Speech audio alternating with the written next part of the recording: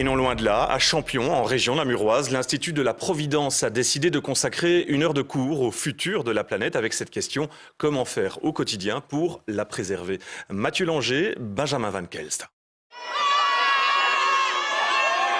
Ils marchent ensemble au cœur de leur école, en orbite autour d'une terre pour laquelle ils ont décidé de se battre. C'est la première fois et on essaye de mobiliser le plus de personnes. On ne peut pas se bouger tout seul, il faut que les politiques nous entendent.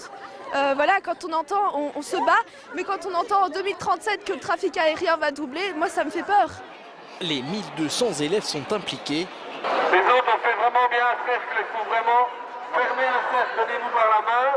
Et durant 60 minutes, toute l'école s'est arrêtée.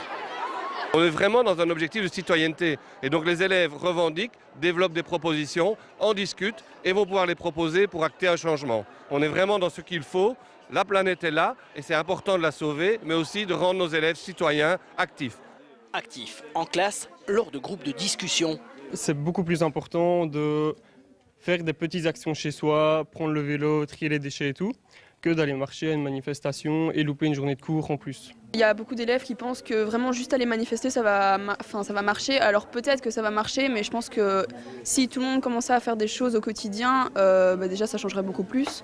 À chacun d'y amener ses propositions.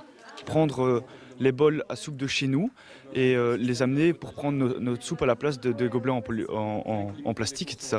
Prendre les transports en commun, utiliser le vélo pour les petits trajets.